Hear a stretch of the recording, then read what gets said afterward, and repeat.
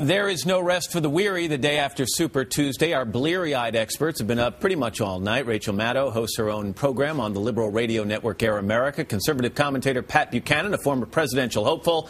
Democratic operative Paul Begala, I don't know why I just don't like that word, was once an advisor to President Bill Clinton. Hey, folks, good morning to all of you. Remember when we were talking about the front-loaded system and that by Super Tuesday we'd know the nominees? What happened? Nothing worked out the way we thought it would. Everybody thought this was going to be a real short season. It was going to be a low-income year for people like us. It turns out we're going to be real busy. I think you've got on the Republican side, you've got a real front-runner in John McCain, and Romney and Huckabee have got to look at any way they can catch him, and it doesn't look right now like they can. Normally, I don't ask you about the Republicans, Paul, but McCain did not capture the nomination last night, but how close is he? Well, he's close, but he has a real problem. He should have locked this thing up. And the Democratic race is basically tied. It probably will be for a while. But McCain has a real problem on the right.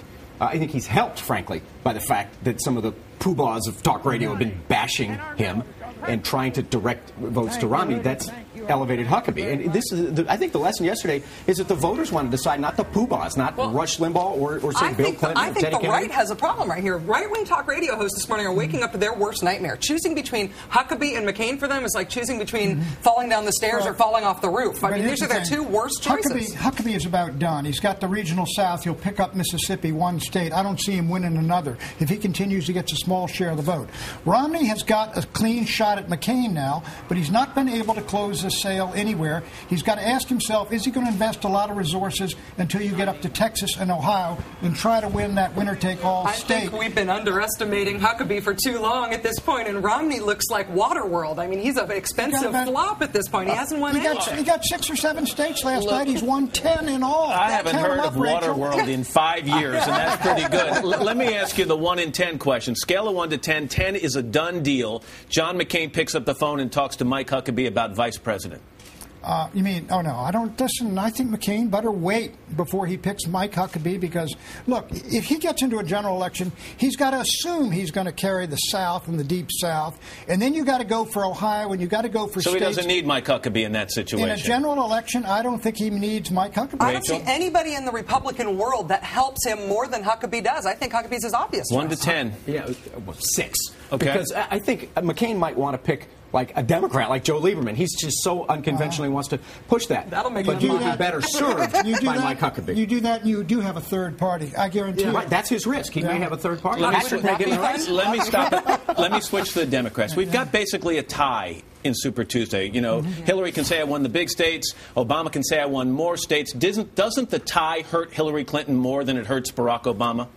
Not necessarily. She's ahead in the superdelegates. She's won the big states. She could go in and win Ohio and Texas and say, Barack, you won a lot of these little states. You're not winning the big ones. I think the opportunistic folks, the superdelegates, would tend to move to her. What she's got going against her is, I think Barack is going to have a better February, and he's going to look like he's picking up momentum in the Potomac primary. Doesn't she have to also worry, talking about Hillary Clinton here, Paul, the exit polling show voters wanted change over experience 2 to 1.